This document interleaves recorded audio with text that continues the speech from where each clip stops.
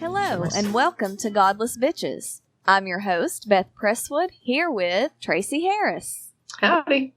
Godless Bitches is a podcast of the Atheist Community of Austin, a nonprofit educational group dedicated to the separation of church and state and the promotion of positive atheist culture. The ACA also sponsors the Atheist Experience TV show and podcast. So, it's just you and me tonight. Yeah, it is.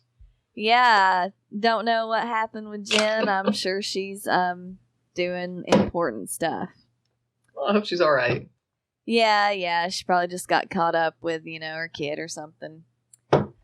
So, Okay. How has your couple weeks been? Good. Just got home today from vacation, so then kind of not caught up with stuff right now because of just coming back to civilization, where I now have internet access and a cell phone and everything like that. So yeah, it was remote. Yeah, I don't know if I could handle that. Well, I went to Skepticon this weekend, which was a bunch of fun. How was it? It was really great. Matt did an awesome talk on debating. He was on a panel. He did a workshop. JT had an awesome talk, and he and Michaelin got engaged. Which was really awesome. And I didn't go to a lot of talks. It was too much fun arguing with the protesters. Oh my goodness. So where was it held? Springfield, Missouri, which it always is there. Oh, fun. Yeah, I mean, I imagine Missouri had some interesting people. Well, we had some Mennonites and some other weird non-denominational type people. I don't know. There were at least 3 different groups. They were protesting? Yeah, well, I mean, they were standing outside with signs trying to witness to us. Oh, okay. Okay, but they were okay with you guys meeting there and stuff. They were just promoting their religions. Is that correct? Well, is that safe to say, or were they mad that you were there? I mean, I'm not sure. Okay. I'm not sure. I'm sure that at least some of them were like okay with our legal rights to be there. They just wanted to come out and talk to the atheists and make us not be atheists anymore, I guess. Well, when we were at was Atheist Alliance, right?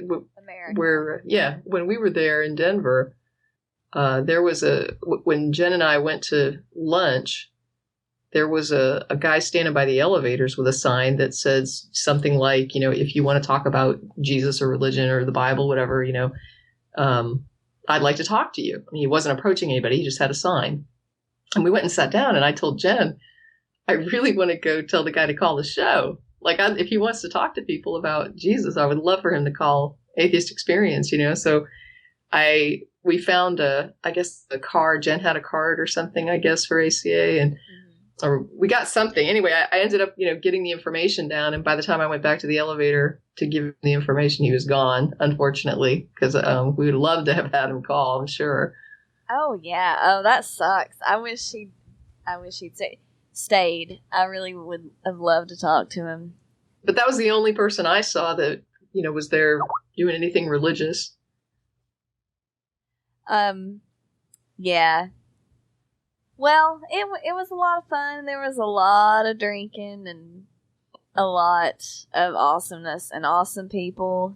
Shout out to Dogma Debate and Shayra and the gang over there. So what about these? I kind of cut you off with the protesters, though, like with the people that were there. Like how was you were talking a little bit about that?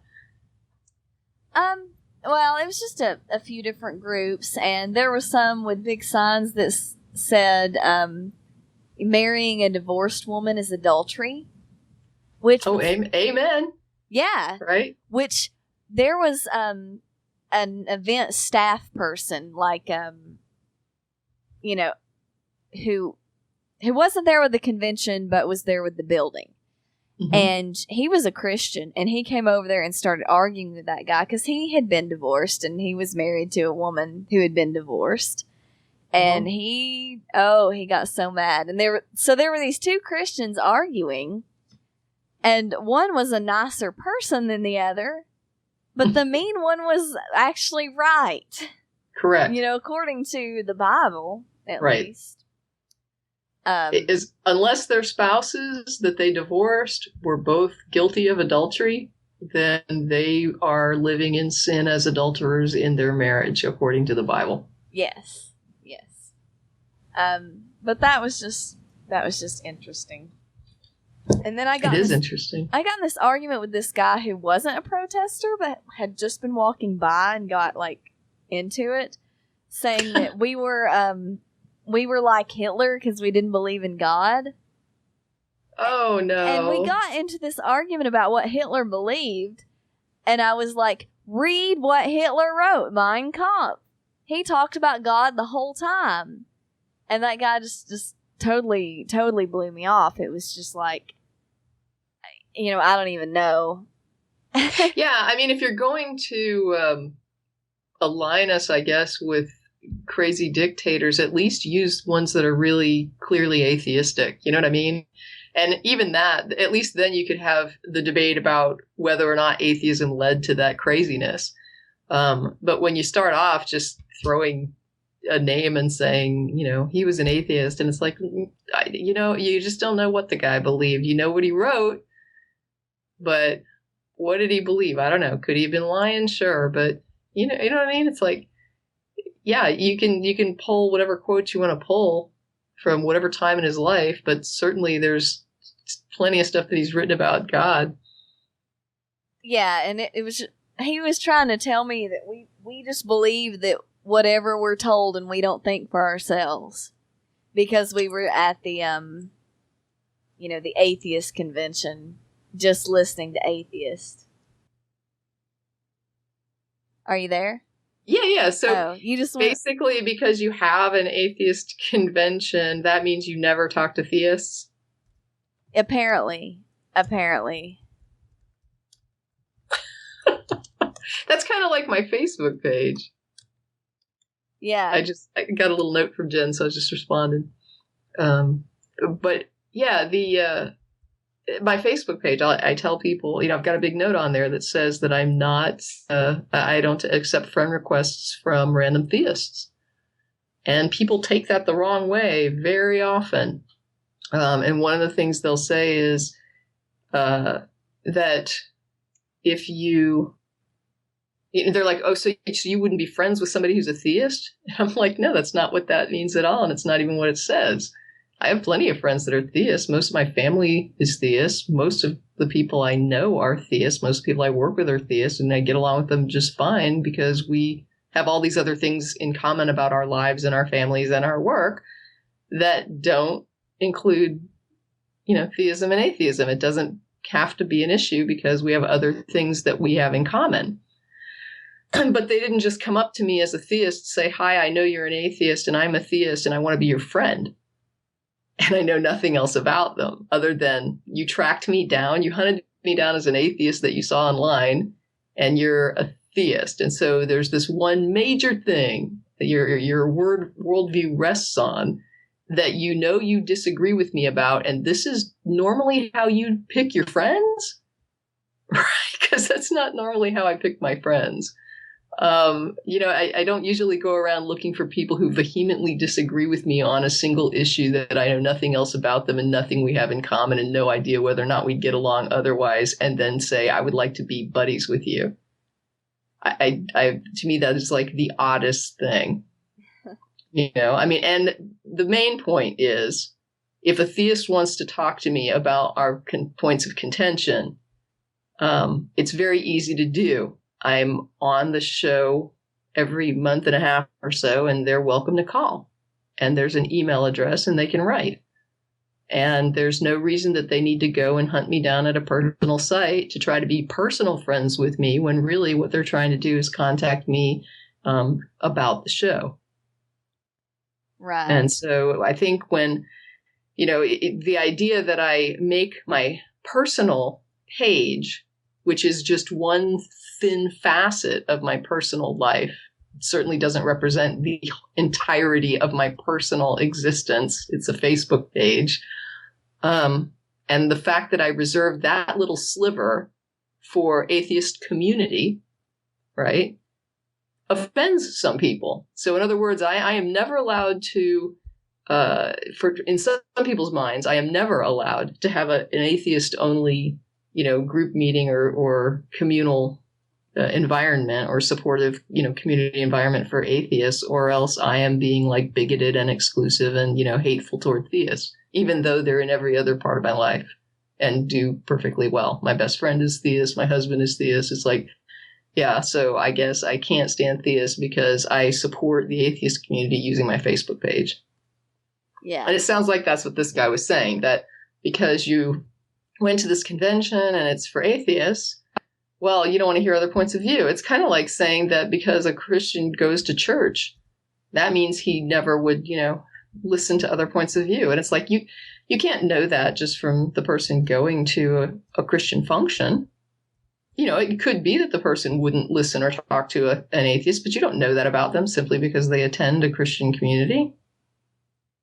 Yeah, it's just ridiculous. There need to be some spaces that, are atheist only or even theist only. There are safe spaces and there are debate spaces, and those things are different. And it's just anybody who doesn't understand that and it accuses us of running away. That's what's ridiculous. There are people who won't even go on an atheist site, who won't even read an atheist book, who seem to think that it can infect them, but then say that we're closed-minded because we're not going to spend every waking moment interacting with theists and reading their shit. Yeah, basically you have to be open to being sold, to their sales pitch 24/7, or else you're a bigot. Yeah, and they don't have to be open at all. Yeah, and there's some people that want me to be PAE host 24/7. They think that I'm wearing that hat all the time, and they can come and find me on a personal page, and this is not to say I do accept random friends on Facebook. I've got a huge backlog now, and I apologize for the people who have waited patiently for a friend request. But I do accept them. If I haven't responded, it's not because I don't accept random people. It is an atheist community page. I've just been lazy lately, but I just those people need that support and they need that community. A lot of people on my page are there because they have nowhere else they can talk. I mean, I've had people say I can't say anything because everyone in my family will dogpile me. Every one of my friends will dogpile me. I open my mouth and I end up having to argue with 20 different people. And it's not that I can't hold my own, and it's not that I'm intimidated to defend my views, but I can't live my life defending anything I want to say 24 hours a day, 7 days a week to every single person I know. They just want some relief. They just want a tiny place where when you say, look, I just don't believe this, you're not treated like you're crazy. Right. And I don't think that's too much to ask. No, it is not. So, there's a news story that's really blown up in the last 24 hours or so. So this is the biggest thing. We have definitely got to talk about this. So for anyone who doesn't know, abortion is illegal in Ireland. And now a woman has died because she was not able to access an abortion. Her name is Savita Halaponavar. Good a guess as any. Yeah. She was of Indian descent and lived in Ireland. She was 17 weeks pregnant and began to miscarry. She went to the hospital. Her cervix was fully dilated, amniotic fluid was leaking, and she was told the baby would not survive. I'm getting this from Friendly Atheist, although this has been all over RH Reality Check and others. Well, just to say, I'll add too, it was just on our news tonight, like just on the television. So, I mean, this is pretty well broadcast at this point. I mean, I've seen it on Facebook, but I haven't just seen it on Facebook. I saw it on television tonight before I got on Facebook and saw that this evening. Right. And there's actually protests going on in Ireland about this. These are quotes from her husband, Praveen. The doctor, he said it should be over in a few hours. But because there was still a fetal heartbeat, they did not induce or do a DNC or whatever procedure would be used to remove the fetus. She was really in agony. She was very upset, but she accepted she was losing the baby. Savita, when the consultant came on the ward rounds on Monday morning, Savita asked if they could not save the baby, could they induce to end the pregnancy. The consultant said, as long as there's a fetal heartbeat, we can't do anything. So the fetus's heart beat for 3 days. 3 days of agony. And then once the heart started beating, they did remove the fetus. And then a little bit later, she died of widespread septicemia, which is an infection which came in through the open cervix and broken water. Broken, Yeah, basically it's when all this crap enters your bloodstream, and, it would enter your bloodstream by, I'm assuming, like tears and ruptures. Right. Well, anytime your membranes rupture, your water breaks, there's no longer a barrier from the vagina into the uterus. And from into the uterus, then it can get into the bloodstream. So, this is bullshit. This is evil. This is wrong. This is everything I can possibly think to say. And all we've got are anti-choicers saying that, oh, well, the doctors didn't do what they're supposed to do. They could have intervened to save her life. But the thing is, abortion is illegal. And the laws are written in such a way that any doctor who does these kinds of procedures is vulnerable to prosecution because they don't really have any protection. It would always come up, well, was she really on her deathbed? Was she really going to die? And that's the thing. Should they have acted morally? Yes, they should have acted. But, what's the law? They have to work within the law. And I don't even know what to say. I cannot believe this happened in a first world country. That's the thing. They're not allowed to do this until they determine that her life is in danger. And they didn't make the determination that her life was in danger for days and days while this fetus kept living. And even though it was going to end in fetal death, they couldn't kill the fetus because they couldn't say she was going to die. They couldn't make the determination that she would, in fact, die, that she would die without this procedure. So without knowing that she would die, it's true that their law would allow for a termination to save her life, but you have to know that this is going to kill her first. And that wasn't determined the whole time this was happening. They just kept waiting, saying, well, this will take care of itself. This is going to miscarry. Eventually, this will miscarry. By the time it finally miscarried, then they realized, okay, she's in some danger here. They get her into intensive care, and it's too far gone, and she dies. And this is why this kind of judgment call needs to be up to her. Because if she had said, don't do anything, I don't want intervention, then she's making a determination about her own life here. But if she says, terminate this, and I will take responsibility for it, I'm the one that will live with that. You know what I mean? It's like, this is a decision that she has to deal with and she has to live with. And somebody else doesn't get to tell you that you're going to die or that they're going to risk your life. You can risk your life, but they don't get to risk your life. Yeah. And that's the thing. There was a report that came out a couple years ago talking about how this heartbeat rule at Catholic hospitals in the U.S. was hurting women. On Pentagon blog, by Amanda Marcotte, she has a quote here of a doctor who had been interviewed who was in a Catholic hospital. Dr. S., who was treating a patient 19 weeks pregnant who was in the process of a very prolonged miscarriage. The patient was already septic. That is, infection had set in, and she had a temperature of 106 degrees. But Dr. S. was prevented by the hospital ethics committee from evacuating her uterus because of the presence of a fetal heartbeat. As he later told the story to Friedman, this woman is dying before our eyes. I went in to examine her, and I was able to find the umbilical cord through the membranes and just snap the umbilical cord so I could put on the ultrasound. Oh, look, no heartbeat. Let's go. Wow. Yeah. She was so sick that she was in the ICU for about 10 days and very nearly died. Her bleeding was so bad that the sclera, the whites of her eyes, were red, filled with blood.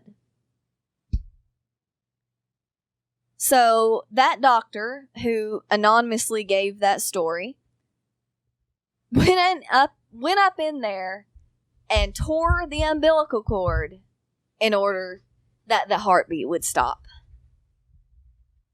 And yet, and he has to tell his story anonymously, even though he did the right thing.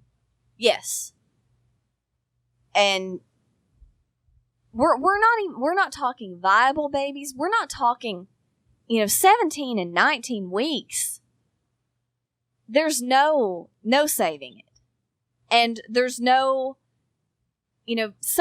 sometimes ruptured membranes have resealed, very, very rarely, but not when the cervix is dilated too. It was an absolute. I think we were also talking about those that both. I mean, and don't get me wrong. I am not stating that it's okay that this would happen to anybody, regardless of an education level. This should never happen to anybody, no matter how educated or uneducated you are.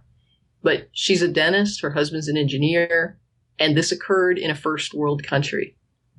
And the only reason I'm saying that is that you tend to expect that when you're living somewhere modern and you're modern age people, that you are going to have better care and better medical decisions and more reasonable and more ethical medical decisions are going to be made in a situation where where you should be, where superstition should not be entering into medical decisions.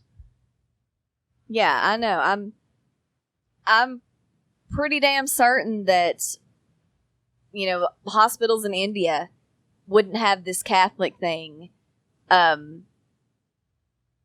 she would have gotten the care she needed there.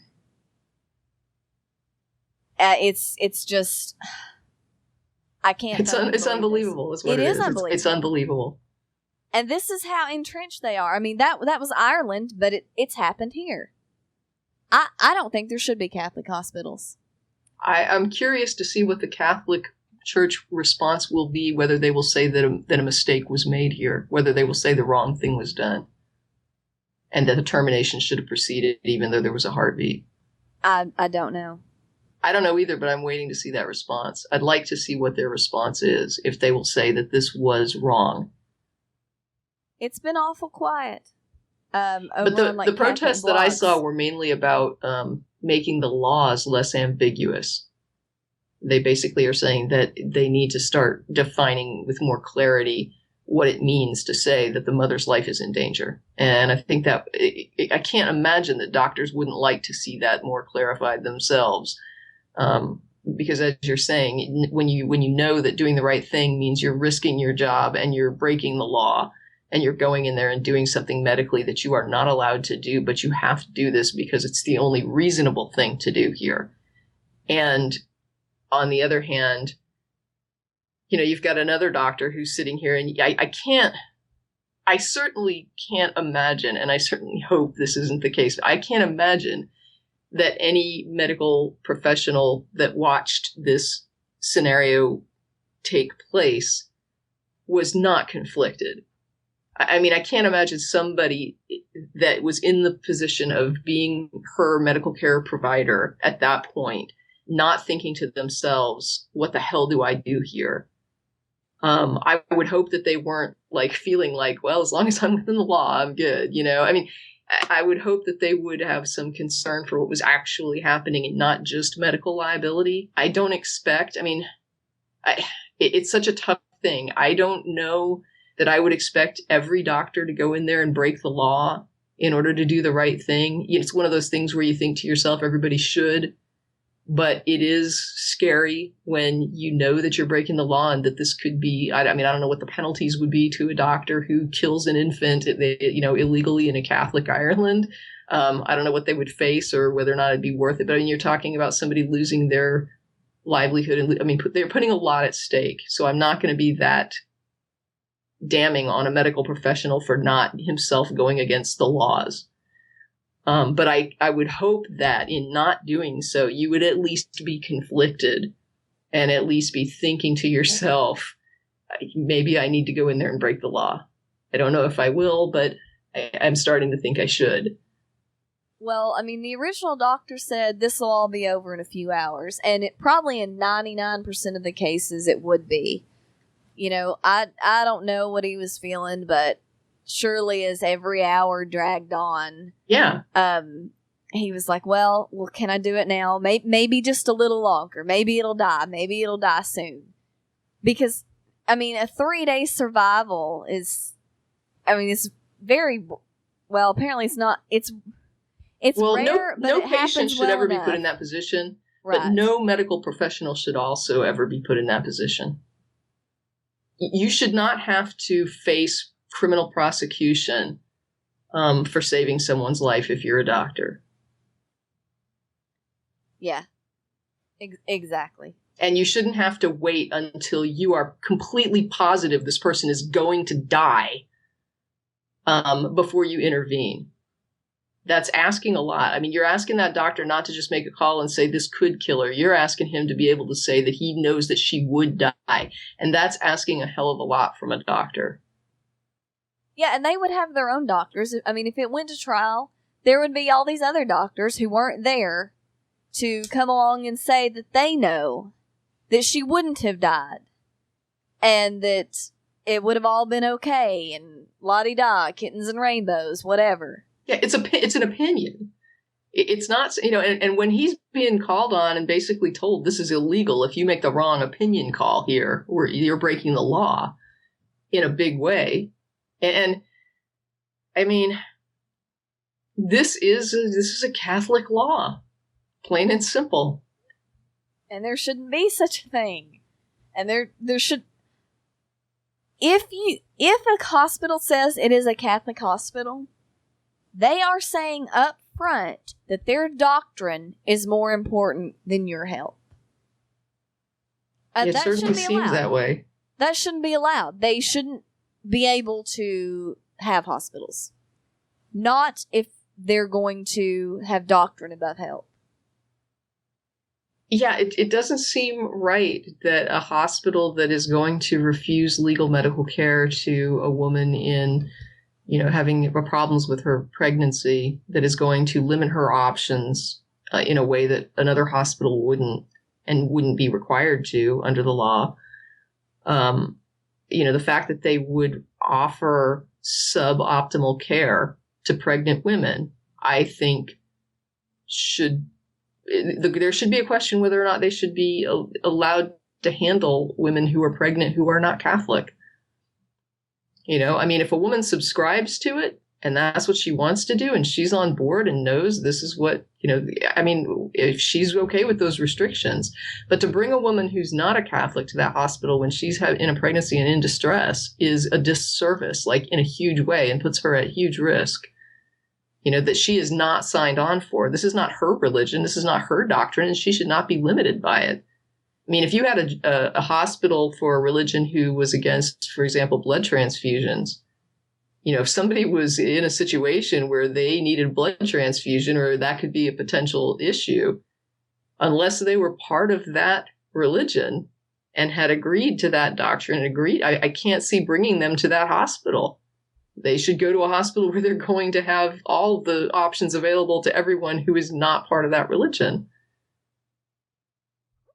Yeah. Your medical care should not be limited by somebody else's religious beliefs. Damn damn straight. This better change the law in Ireland. It's becoming a meme. It's all over Facebook now. This is really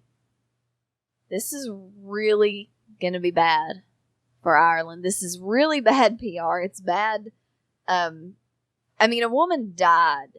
Even in the stories that I could find from the U.S., the woman didn't die. You know, she got septic. She was in ICU. Maybe she even was disabled for the rest of her life. But she didn't die. She's a beautiful woman. Youngish, 31. Smart. Smart husband. Sounds like they're awesome people. And she is dead because of religion. Well, I think you had made a comment earlier about, she might have gotten better. She's obviously appears to be Indian, and you were saying she might have gotten better treatment in an Indian hospital. And I was saying basically she couldn't have gotten worse treatment anywhere. She ended up dead. I mean, you can't do much worse than ending up with a dead patient. Or in this case, if you wanted to, from a Catholic perspective, I guess you ended up with 2 dead patients. How could you have done any worse? True. Leaving somebody to suffer in agony for 3 days, literally dying for 3 days, and doing nothing, when there's a fetus that has got no chance to survive, could you get worse medical care than that? If you were just left alone somewhere out in the middle of nothing, that you could do that good. You know what I mean? What happened? Well, she couldn't get to a hospital and she died in her car after 3 days of suffering with this, oh, well, you would think she'd do better getting to a hospital, but I guess not. Yeah, I guess not. I don't even know what they were doing. Apparently another story I read, they didn't even give her antibiotics for a while, which you should probably be given antibiotics around 24 hours or so after your membrane's ruptured. I mean, antibiotics and maybe some pain meds, but it sounds like she was still in agony even if she was getting some pain meds. So, yeah, I don't know what the hell the hospital did for her. Yeah, I'm looking at her photo right now. It's just so sad. Yeah, and I mean, you can lay this right at the feet of religion. You really can. There's no other explanation for it. We all know that's why the law is that way in Ireland. How is her life less valuable than that unborn's? Yeah, that was already doomed. But even if it wasn't, how is her life less valuable? Well, it's not. How is she's here now and able to express herself and able to make her desires known and able to have a will and to understand what's going on and make decisions about her life. And how is that less valuable? I don't know. I don't even know how they can justify it to themselves. If they've got all these convoluted principle of double effect and all these philosophical justifications for, well, you can do certain things if a woman's going to die. Like, you can take out a woman's whole fallopian tube, but you can't give her, methotrexate to kill the embryo that's in her fallopian tube, because that's direct killing. I don't even know. I really don't. This is just one of those stories that it really, really focuses, what we're trying to do here and what we're really fighting for. I just want to say to those women in Ireland, you have our support, and I hope your country gets its shit together. Yes. Because this is a mess. Yes. And there's just no excuse for it. The women of Ireland deserve better than this. They deserve rights. They deserve the state not treating them like children and treating them like wards. They deserve the right to make decisions personally about their reproduction and their lives. And that needs to be between them and their doctor, and not them and their doctor and the church, and not them and their doctor and the government. Yes. Yes. Well, couple other stories, mostly in the reproductive rights category, because that's all the news we're getting. Well, I don't know. Let's talk about the election. This is our first post-election podcast, and well, I can't wait till we're our own country and we don't have to deal with this whole Obama stuff anymore. Yeah. I'm so embarrassed. Oh my God, I'm so embarrassed. I live in Texas and I'm embarrassed. Yes, well, we often are. We live in Austin. We don't live in Texas. We're just gonna tell people that we're not the true Texans. They're not true Texans. It's like the true Christians. Yeah, oh my goodness. There was a lot of happy stuff. Gay marriage, woo! Yeah, that did. Legalized drugs. Yeah, gay marriage and weed were awesome, and all the rape guys lost. Aw, what are you gonna do?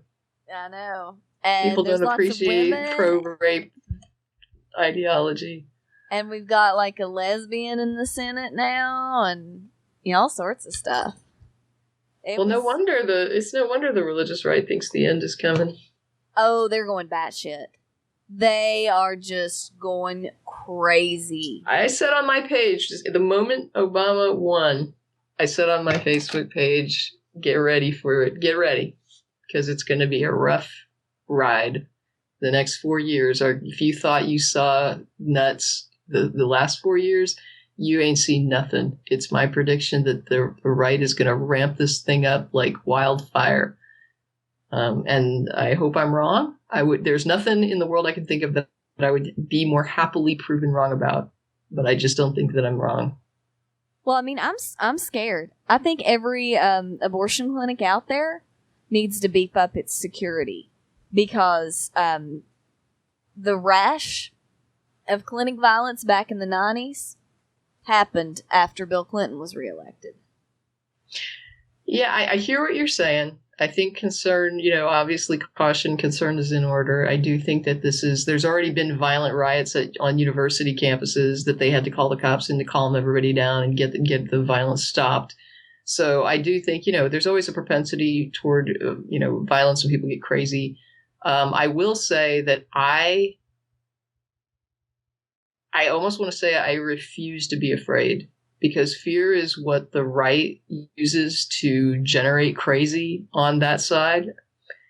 And I think that even when I think there's legitimate concern, I'm not going to condone fear, and I'm not going to be fearful. And I am going to say that now is what's going to have to occur if things get nuts, is that you're going to have to ramp up education as much as possible. You've just got to be available to point out why crazy is less desirable than reason. We've just got to keep going, because this is backlash. This is a pendulum backlash toward progress. And so there's a lot of people that don't want to put it down, and they're going to not go unless they go kicking and screaming, because every bit of this change wrenches some of the power out of their hands. And they've had this power for many, many years now, and they're very used to it. They don't like that change. Some people are not comfortable with change, and some people are not comfortable with loss of control. And they are afraid. Change can make people uncomfortable, make them afraid. And losing control, giving up control to other people, can make you afraid when you have the kind of authoritarian attitudes that they have.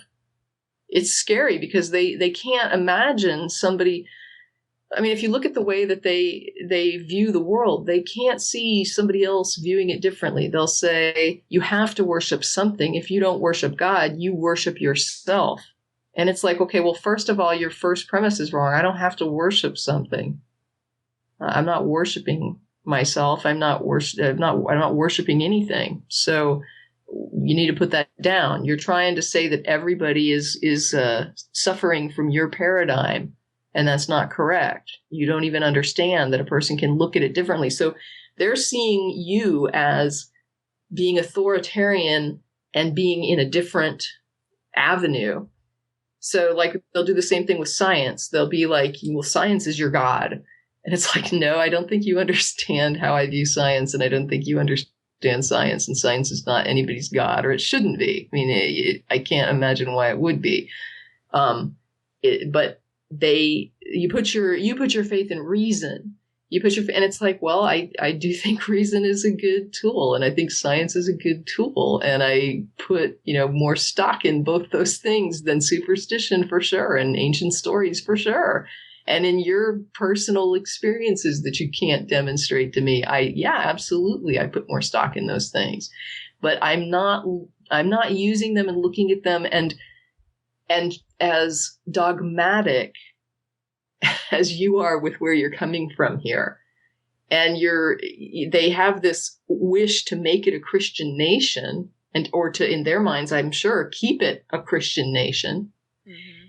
And what they see is us trying to make it something else in an opposite and similarly authoritarian way. They don't understand that if you legalize drugs over here, or if you, I guess, decriminalize, I don't think they can legalize it, but if they decriminalize it over here, it doesn't mean people are going to be forced to do drugs. It means people have a choice now, and they're just not going to go to jail for it. But you still don't have to do it. No one's going to come make you do it. It's not like no one's going to make you stand up before school and say a pledge that says, and I love to do drugs.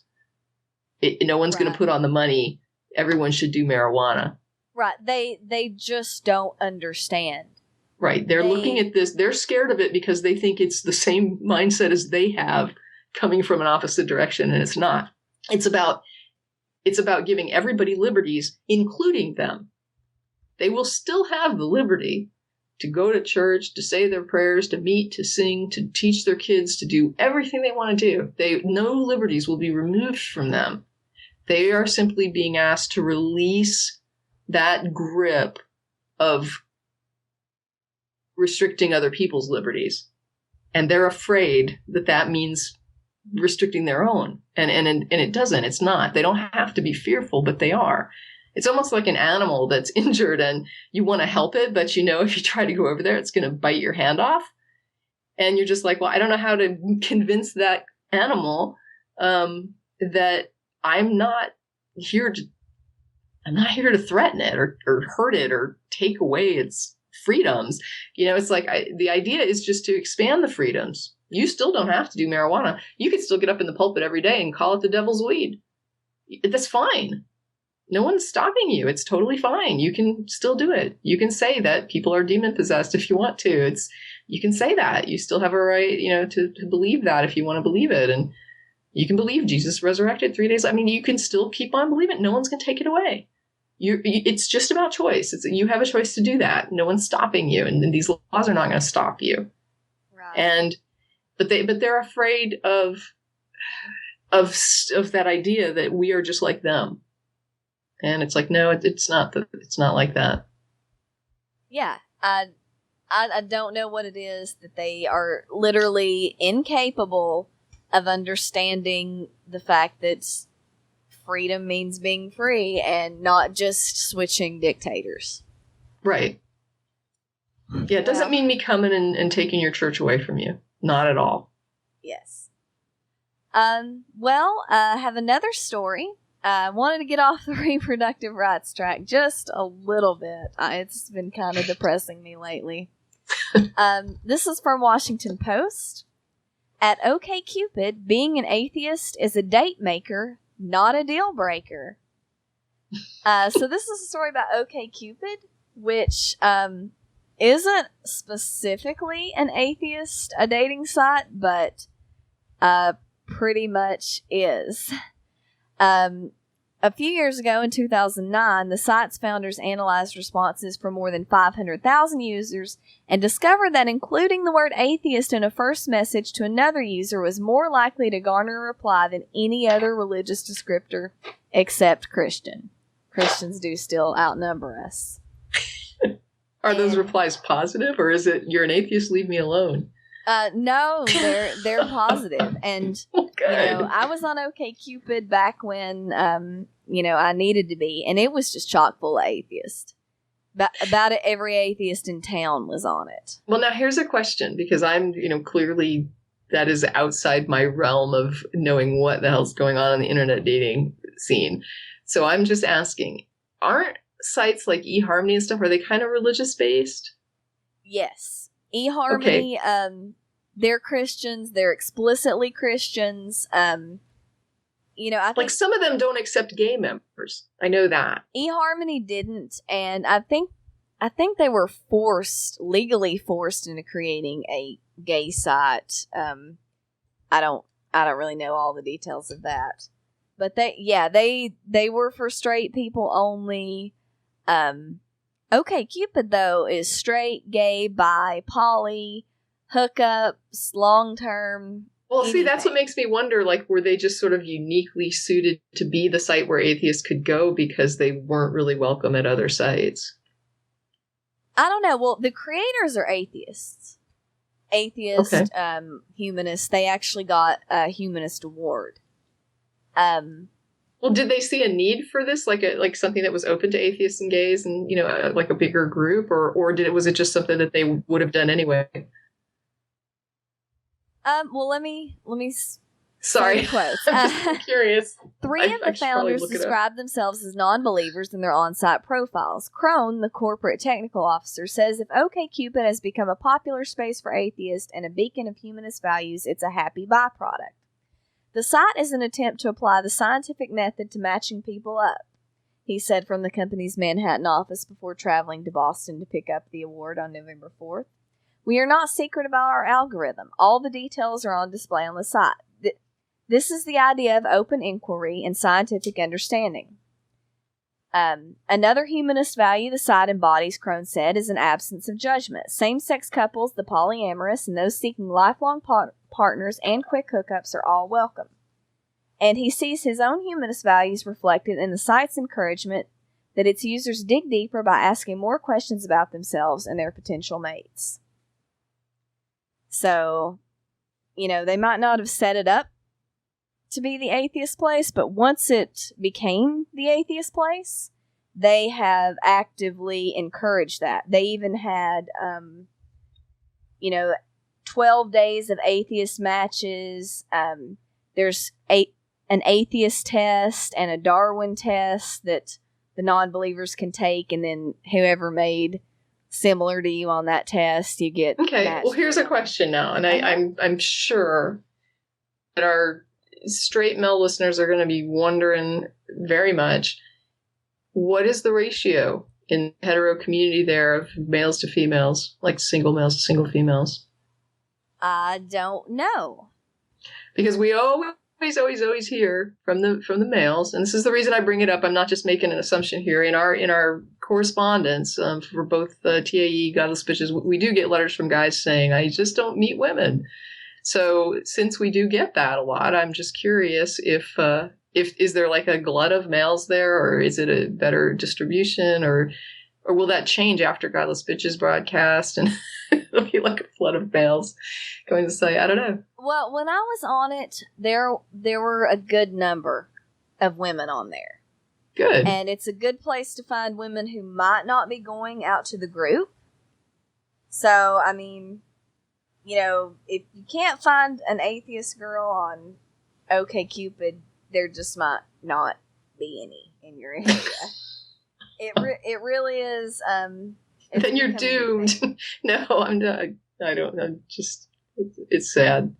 And there's lots of people who are on there as agnostic too, and other descriptors. They may not quite use the A word yet, so. You can do all sorts of very tailored searches on there, I remember. So. Well, that's cool. That's a good little shout out then for a good site where apparently atheists are welcome. Yeah. And, we always want everybody to be happy and find love. Like, our marriages, and Michaelin and JT, shout out to them, and all sorts of people. So that's a good little story. Everybody's going to go join OKCupid, I suppose, now. Well, good. Maybe they'll get a bump. It'll be a GB bump. And if you do end up, with girlfriends and boyfriends and husbands and wives from it, you should drop us a line. We'd love to hear stuff like that. So I don't know what else to really talk about. I do know that I am going to be speaking. Awesome. At a couple of conventions. I don't quite think I'm at liberty to say what yet. Okay.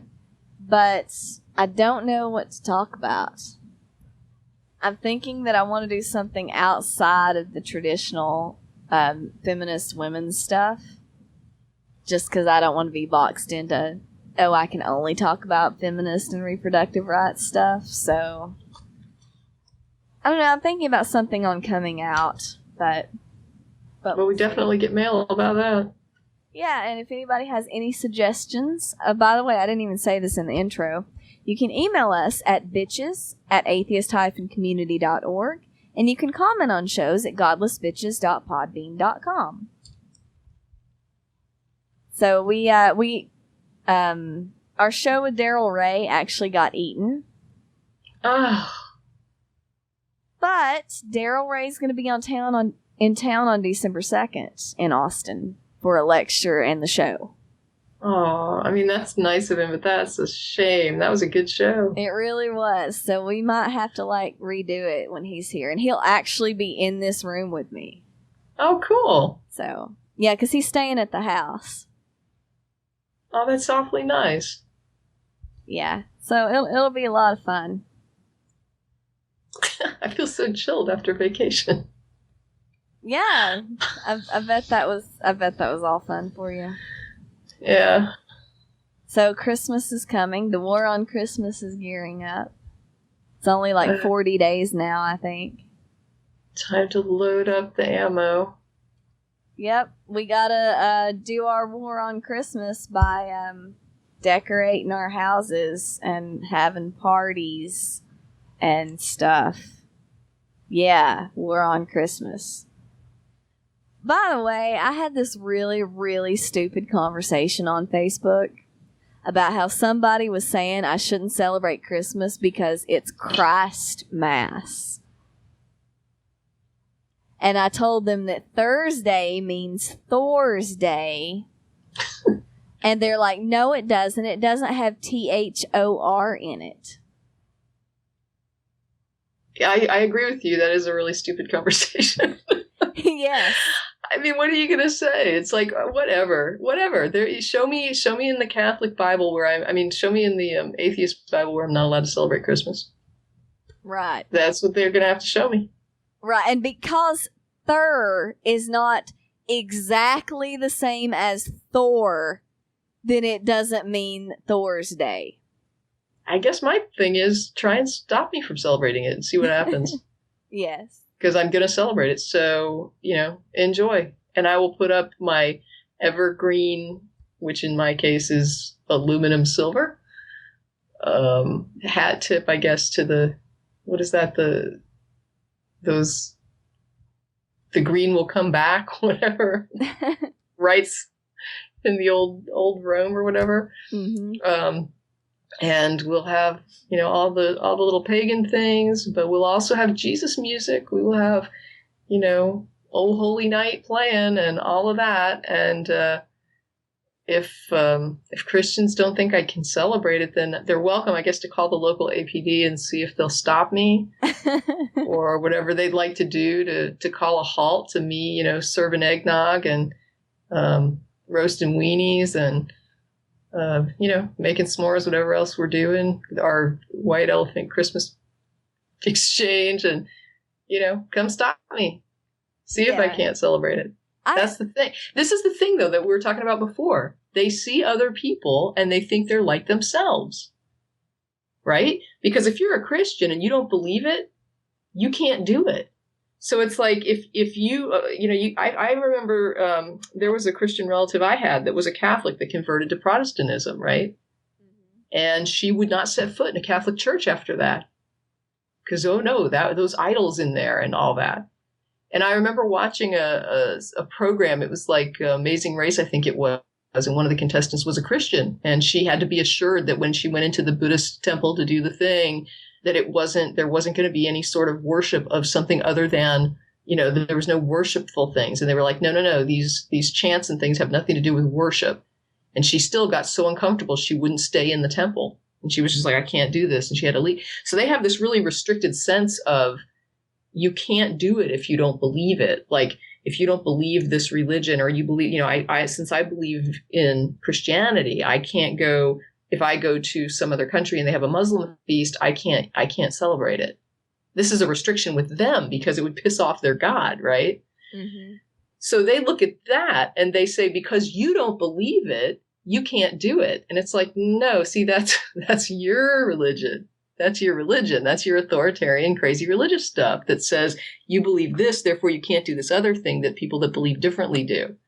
But since I don't believe your stuff, I can celebrate it like it's like a cute little story, mythology, whatever. And it's just like reading Aesop's fables to me. Yeah, doesn't bother me at all. I can eat a Ramadan meal if I want to. I can have, Christmas dinner if I want to. I can have Thanksgiving if I want to. I can, go over to somebody's house and celebrate any kind of Jewish thing if I want to, if I'm invited and welcome to do so. I could light a freaking menorah over my fireplace if I want. I can do whatever I like because I don't believe that God's going to get pissed off at me for doing it. You're thinking of you, right? You're thinking I have to do what you do, and you're the one that has to do that. You're the one that can't celebrate shit that you don't believe. Since I don't believe it, I can celebrate any of it, and there's no divine retribution on me for it. They don't get that. I think there's a lot of, they want to take something away, that we can't have our cake and eat it too. That if we decided that we're not on board with this Christian stuff, then we don't get the fun stuff too.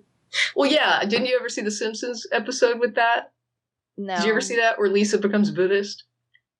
No. And so her parents try to bribe her. And basically they're just like, well, then you can't celebrate Christmas if you're Buddhist, right? And they pretend that they're getting her a pony, like just to ratchet it up. Like you're talking about the loss there, because they're trying to get her back to Christianity. Mm-hmm. And I think it's mostly Marge that's freaking out. And finally, Lisa goes to talk to some Buddhist, and it's like they portrayed some actor that's like a known Buddhist. I don't remember who it was, but she goes and talks to him, and he basically tells her, no, as a Buddhist, you're at liberty to celebrate whatever you want. And so Lisa goes back home all excited, and she's like, no, I can celebrate Christmas. And then she finds out she's not really getting the pony, right? Like, it was just a ruse to like... But she, it's the same type of thing. He's like, as a Buddhist, you're not restricted from what you can and can't celebrate. If somebody else has a holiday or something, you can celebrate that. And so Lisa was just like, oh, okay. But they were doing that, what you were talking about, that idea that, okay, then you don't get this. And they were trying to use it as like a wrench, as leverage. And that to me is just really silly but the problem is that leverage is only applicable if the person thinks what like you think. And it's almost like hell, the threat of hell, right? They want to threaten you with hell. Mm-hmm. They don't get that if you don't think like they think, hell's not much of a threat. Yeah. And they also don't get that it's like you're saying, they may want you to not be able to celebrate Christmas, but all I'm going to do is laugh and celebrate Christmas. And they can, whatever, stop me. Oh, you can't. End of argument. I'm celebrating it. So do whatever you want to do. Have a freak out, have a ship it. I don't care. You are not taking this eggnog out of my hands. You can't pry this eggnog from my cold, dead hands. Exactly. Awesome. Yeah. All right. Well, I've got Christmas spiders to make and all sorts of other things. So it's been about an hour. I think we hit some good topics, and we'll be back not next week because it's Thanksgiving, which we're going to celebrate. Even though we'll get the question, who are you giving thanks to? I actually just read a really wonderful passage out of Herb Silberman's book, Candidate Without a Prayer. And he talked about that. In fact, if I'd have known we were going to mention it, I probably would have had the passage. But he says, we celebrate Thanksgiving, but we thank the people who deserve the thanks. We thank the farmers who grew the food, and we thank the truck drivers who brought it to the local venues, and we thank all the people who helped cook the meal, and all the people who came and made good company with us. And thank those people that really were a part of making it possible. Yeah, and that's what everybody should do. That's what everybody should do all the time. But we can set aside a special day and thank actual people and not, some abstract entity. So, all right. Well, happy Thanksgiving, everybody. And Merry Christmas. Yes, Merry Christmas 40 days before. Or Happy Holidays, whatever you want. I don't care. It doesn't matter to me. Say whatever you like. All right. Well, this is Beth Presswood signing out. And it's Tracie saying goodnight. Bye.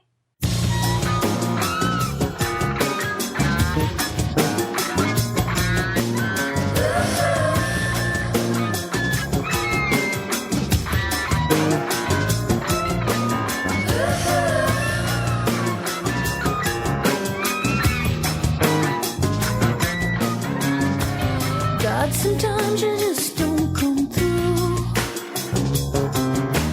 God, sometimes you just don't come through.